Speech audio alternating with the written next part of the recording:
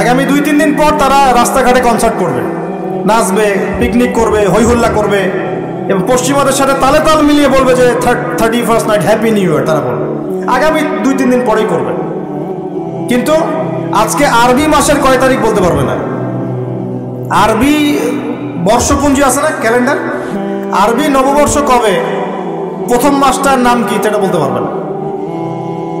রমজান মাস তার আগে কোন মাস, পরে কোন মাস বলতে পারবে না, কিন্তু 31st নাইট তারা চিনে। তারা লাইলাতুল কদর চিনে না, তারা লাইলাতুল কদর চিনে না, 31st নাইট চিনে। আপনি কোন প্রজন্ম তৈরি করছেন দেখেন।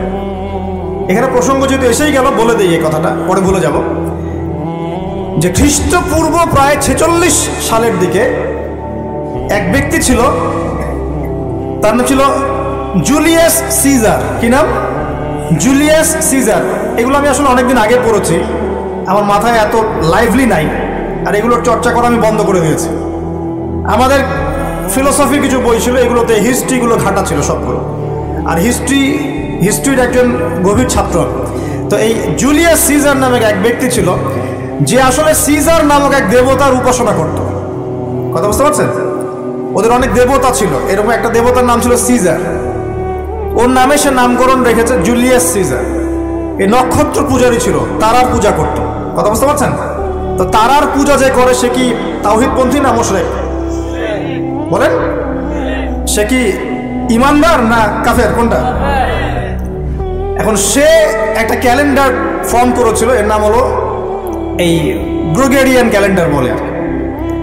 এখানে প্রথম বর্ষ যেটা, এই প্রথম বর্ষতে উৎসব পালন করা শুরু করেছে এই জুলিয়াস সিজার নামক এই ব্যক্তি প্রথম, এবং সে সমাজ এটা চালু করে দিয়েছে।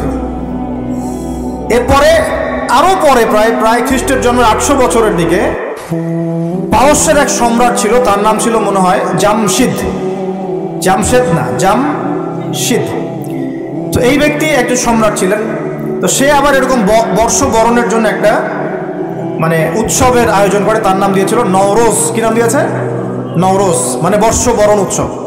এভাবে এই পারস্য উপমহাদেশে পুরো জায়গাটায় এই নববর্ষ পালনের সংস্কৃতি চলে আসে। এগুলো হতে হতে হতে আজকে যে দেখছেন আপনি 31st নাইট, এই যে গ্রেগরিয়ান ক্যালেন্ডার, যেটা মানে পশ্চিমারা সারা বিশ্ব শাসন করেছে না, যখন ব্রিটেন সারা বিশ্বকে শাসন করছিল, আমাদের এখানে ওদের দখল ছিল না। পলাশির যুদ্ধের হিস্ট্রি জানেন না? কত বছর এখানে শাসন করেছে? প্রায় 200 বছর এরা এখানে শাসন করে নাই। নবাব সিরাজউদ্দৌলার পতনের পর থেকে প্রায় 200 বছর এই ভারতীয় উপমহাদেশ তারা শাসন করেছে না। এখানে এই গ্রেগরিয়ান ক্যালেন্ডার ছড়িয়ে দেওয়া হয়েছে। এখন আমরা এই যে 31st নাইটের উৎসবটা পালন করছি, শুরু করছি। এটা কি আমাদের উৎসব? এটা কি মুসলমানদের? কাদের হলো তাহলে? পশ্চিমাদের, রোমকদের, পশ্চিমাদের, যাদের সাথে ইসলামের দূর দূর পর্যন্ত কোনো সম্পর্ক নাই। আর নবী সাল্লাল্লাহু আলাইহি ওয়াসাল্লাম কি বলছেন শোনেন। আল্লাহ নবী বলছেন তোমাদের জন্য আনন্দের উৎসব দুইটা। কয়টা? একটা ঈদুল ফিতর, রমজান মাসে সওম সাধনার পরে, কিয়ামুল লাইলের পরে, তারাবির পরে, তাহাজ্জুদের পরে, কোরআন খতম দেওয়ার পরে, যাকাত ফিতরা দেওয়ার পরে, ত্যাগের এই মাসের পর আমরা একটা আনন্দ করি, ঈদুল ফিতর। করি কি না? সবাই আনন্দ ভাগাভাগি করে নেই, আলহামদুলিল্লাহ। ওই দিন আল্লাহ পাক কি করেন? আল্লাহ পাক রমজানের রোজাদার যারা ছিলেন সবাইকে মাফ করে দেন, আলহামদুলিল্লাহ। মুক্তি পাই আমরা, নাজাত পেয়ে যাই। উৎসব এটা আমাদের, আনন্দ, খুশি আমাদের।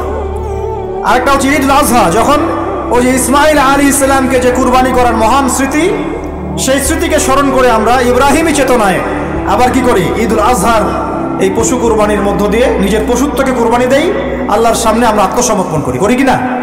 এই দুইটা হচ্ছে আমাদের উৎসব। এগুলো বাদ দিয়ে নবীজি বলছেন মান তাশাব্বাহা বিকওমিন ফাহুয়া মিনহুম। কেউ যদি তোমাদের মধ্যে অন্য কোনো জাতির সাদৃশ্য অবলম্বন করে, যে যে জাতির সাদৃশ্য অবলম্বন করবে সে তাদের অন্তর্ভুক্ত হয়ে যাবে। নাউযুবিল্লাহ। আমরা কি চাই উম্মতে মুহাম্মাদের অন্তর্ভুক্ত হতে, না ওই পশ্চিমাদের অন্তর্ভুক্ত হতে? পশ্চিমা কারা? যাদের মধ্যে ছেলে ছেলে বিয়ে করা জায়েজ। খুশি হয়েছেন? পশ্চিমা কারা? যাদের মধ্যে ছেলে ছেলে বিয়ে জায়েজ, মেয়ে মেয়ে বিয়ে জায়েজ, পর্নোগ্রাফি সবাই করতে পারে, দেখতেও পারে, মদ পান করা জায়েজ, পরকালের কোনো কনসেপ্ট নাই ওদের, লা ইলাহা ইল্লাল্লাহ কোনো কালিমা নাই, মুহাম্মদুর রাসূলুল্লাহ তারা বিশ্বাস করে না। এমনকি তারা বলছে, কয়দিন আগে বললো মেরি ক্রিসমাস, বলেছে না? যে ব্যক্তি বলেছে মেরি ক্রিসমাস 25শে ডিসেম্বরে, সে ওই দিন স্বীকার করে নিয়েছে যে 25শে ডিসেম্বর আল্লাহ পাক ঈসা আলাইহিস সালামকে জন্ম দিয়েছেন। নাউযুবিল্লাহ। কথা বলে বুঝতে পারছেন না? যখনই আপনি এটা পালন করেছেন তার মানে ওই দিন আপনি স্বীকার করেছেন যে ওই দিন আল্লাহ পাক ঈসা ইবনে মারিয়াম আল্লাহর পুত্র, নাউযুবিল্লাহ, তাকে তিনি জন্ম দিয়েছেন। এটা স্বীকার করেছেন আপনি, করছেন না? ওই সভ্যতা অন্তর্ভুক্ত আপনি হতে চান? ওদের সাথে হাসর করতে চান নাকি নবী সাল্লাল্লাহু আলাইহি ওয়াসাল্লামের সাথে করতে চান? বলেন। এটা আপনাকে বেছে নিতেই হবে। আপনি মুসলমান হয়ে এটা করতে পারবেন না। ইসলাম এই নামকাওয়াস্তে পালন করতে পারবেন না। পালন করলে পরিপূর্ণ পালন করতে হবে। উদখুলু ফিস-সিলমি কাফা। তোমরা পরিপূর্ণরূপে দিনে প্রবেশ করো। তোমরা পরিপূর্ণরূপে দিনে প্রবেশ করো। নামাজও পড়বো, সুদও খাবো, এদিকে যাকাত দিব, আবার এদিকে আমি ঘুষও নিব, এদিকে আমি হজ উমরাও করব, আবার এইসব পশ্চিমা সংস্কৃতি ধারণ করব, মাদক খাবো, সুদ খাবো, জেনা করব, ফ্রি মিক্সিং করবো। এইসব মানে হজবরল ইসলাম পালন করে এই যুগে চলবে না। পরিপূর্ণ ইসলাম পালন করতে হবে। আল্লাহ পাক তৌফিক দান করুন। পরিপূর্ণ ইসলাম পালন করতে গেলে কি আমরা এই উৎসব পালন করতে পারবো? এক নাম্বার দেখালাম যেটা ওই জুলিয়াস সিজারের চালু করা এটা পদ্ধতি, নওরোজ যেটা ওই জামশিদের চালু করা পদ্ধতি। আর আমরা মুসলমান হয়ে কিভাবে আমরা অগ্নি পূজারীদের, পশ্চিমাদের এবং ইহুদি নাসারাদের সংস্কৃতি কেমন করে ফলো করতে পারি? আমরা কি সম্ভব? আর নবী যখন বলে দিচ্ছেন মান তাশাব্বাহা বিকওমিন ফাহুয়া মিনহুম, যে যে জাতির সাদৃশ্য অবলম্বন করবে সে তাদের অন্তর্ভুক্ত হয়ে যাবে, তাদের সাথে হাসর হবে। আমি কি তাদের সাথে হাসর চাই নাকি নবীর সাথে হাসর চাই? এবার আল্লাহ পাক কি বলছেন সেটাও শুনে নেন, তারপরে সামনে যাই। খুব গৌর করে শোনেন। আল্লাহ পাক সূরা মাঈদার 51 নম্বর আয়াতে বলছেন। কত নম্বর আয়াত বলেন? কোন সূরা? সূরা মাঈদার কত নম্বর আয়াত? আয়াতটা ভালো করে হজম করেন। আল্লাহ পাক বলছেন ইয়া আইয়ুহাল্লাযীনা আমানু, হে মুমিনগণ। মুমিন কারা? আমরা মুমিন না? আমরা আল্লাহ বিশ্বাস করি না? ফেরেশতায় বিশ্বাস করি না? আসমানি কিতাবে বিশ্বাস করি না? নবী রাসূলে বিশ্বাস করি কিনা? আমরা পরকালে বিশ্বাস করি? আমরা কি ভাগ্যের ভালো মন্দ বিশ্বাস করি? আলহামদুলিল্লাহ আমরা মুমিন ইনশাআল্লাহ। বলেন আলহামদুলিল্লাহ। এই মুমিনদেরকে আল্লাহ পাক বলছেন ইয়া আইয়ুহাল্লাযীনা আমানু, হে মুমিনগণ, লা তাত্তাখিযুল ইয়াহুদা ওয়ান নাসারা আউলিয়া, তোমরা ইহুদ এবং নাসারাদেরকে বন্ধুরূপে গ্রহণ করো না। বা'দুহুম আউলিয়াউ বা'দ, তারা একে অপরের বন্ধু। ওয়া মান ইয়াতাওয়াল্লাহুম মিনকুম ফাইন্নাহু মিনহুম, তোমাদের মধ্যে কেউ যদি ওদের দিকে মুখ ফিরায় সে আমাদের অন্তর্ভুক্ত না, তাদের অন্তর্ভুক্ত। ইন্নাল্লাহা লা ইয়াহদিল কওমাজ যালিমিন, আর আল্লাহ পাক এই জালেমদেরকে কখনো হেদায়েত করবেন না। মানে আমরা যদি ওদের অন্তর্ভুক্ত হয়ে যাই আমরা জালেম হয়ে যাব, আর এই জালেমদেরকে আল্লাহ পাক হেদায়েত করবেন না। আল্লাহ পাক সূরা বাকারা আরো বলেছেন ওয়ালান তারদা আনকাল ইয়াহুদ ওয়ালান নাসারা হাত্তা তাত্তাবিআ মিল্লাতাহুম, হে নবী তোমার উপরে ইহুদের লোকজন এবং খ্রিস্টানরা কখনোই সন্তুষ্ট হবে না, কখনোই সন্তুষ্ট হবে না যতক্ষণ তুমি তাদের ধর্ম মিল্লাত গ্রহণ না করছো। আপনি ওদের সাথে তালে তাল মিলে নাচ গান করেন, তারা আপনার উপর সন্তুষ্ট হয়ে যাবে। আর আপনি যখন ওদের উপর তালে তাল মিলাবেন না, লা ইলাহা ইল্লাল্লাহ মুহাম্মাদুর রাসূলুল্লাহ নিয়ে থাকবেন, ওরা আপনার উপর সন্তুষ্ট হবে না। আমরা কি দুনিয়াতে ওদের সন্তুষ্টি চাই না আল্লাহর সন্তুষ্টি চাই? আল্লাহর সন্তুষ্টি চাই, নবীর সাথে হাসর করতে চাই।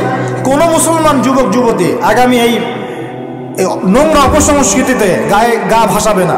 এই দিনে কোনো কনসার্ট চলবে না, এই দিনে কোনো বেহায়াপনা হবে না, এই দিনকে কেন্দ্র করে কোনো রকমের এই পিকনিক বা ঢাকঢোল পিটানো আর এই যে তোমাদের সাউন্ড বক্সে গান বাজানো কোনো কিছু চলবে না ইনশাআল্লাহ।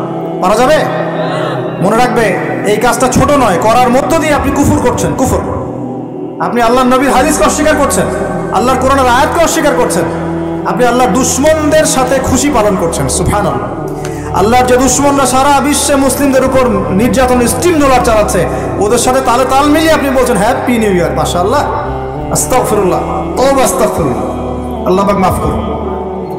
এবার দেখেন এটা কি আমাদের দেশেরও সংস্কৃতি? এই জিনিসটা কি আমাদের দেশের সংস্কৃতি? বাঙালি ভাষা, বাঙালি জাতি, বাংলা ভাষা আমাদের প্রাণের যে ভাষা এবং দেশ এবং মাতৃভূমি, এদের সাথেও কি এটা সম্পৃক্ত? এদের সাথেও কি এটা যোগসূত্র আছে? এটা ধার করা সংস্কৃতি, কথা ঠিক কিনা? তো ধার করা সংস্কৃতির চর্চা আমরা বাংলার মাটিতে কেন করব? আমাদের বাংলা সংস্কৃতি নাই? আমরা বাঙালি না? আমাদের ভাষা নাই? আমরা ভাষা নিয়ে গর্বিত না? কেন আমরা আমাদের ভাষায়, আমাদের দেশে, আমাদের জমিতে অন্যের সংস্কৃতি এনে ওইসব ভাষার গান আমরা কেন চালু করব? ওইসব ভাষায় আমরা ঢাকঢোল কেন পিটাবো? আমাদের নিজস্ব সংস্কৃতি নাই? আছে কি নাই? এবার আসেন আরেকটা পয়েন্ট দিয়ে শেষ করি এই লেকচারটা। সেটা হলো একটা বছর যে চলে গেল, একটু মনোযোগ দাও এদিকে।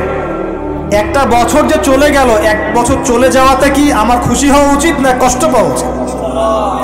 মনে করেন আপনার 60 বছর হায়াত আছে, বা আমার 60 বছর হায়াত আছে, কথার কথা বলছি। এখন এক একটা বছর যে চলে যাচ্ছে, আমি কি মৃত্যুর দিকে একটু একটু করে আগাচ্ছি না? আপনি আগাচ্ছেন না কি ভাই? কথা বলেন, আগাচ্ছে কি না? তাহলে আমরা একটা বছর চলে যাচ্ছে মানে কি আমরা একটা একটা করে ধাপ আগাচ্ছি কবরের দিকে।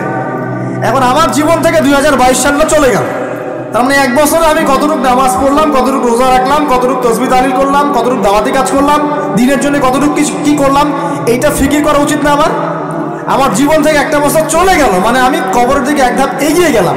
এখন এগিয়ে যাওয়ার খুশিতে আপনি আজকে উৎসব পালন করছেন। আস্তাগফিরুল্লাহ, কি বুদ্ধি মাথায় দেখেন।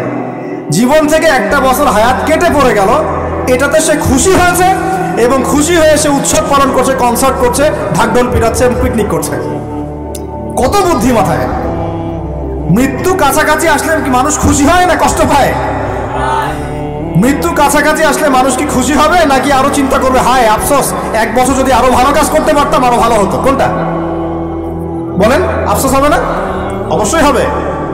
হ্যাঁ, তার মানে এখন আপনি যদি কিছু করতেই চান, এই 31st নাইটে যদি আপনি কিছু করতেই চান, তাহলে আমি বলবো, আমার পরামর্শ, সুন্দর করে ওযু করে আইসে আপনাকে জায়নামাজে দাঁড়াতে হবে।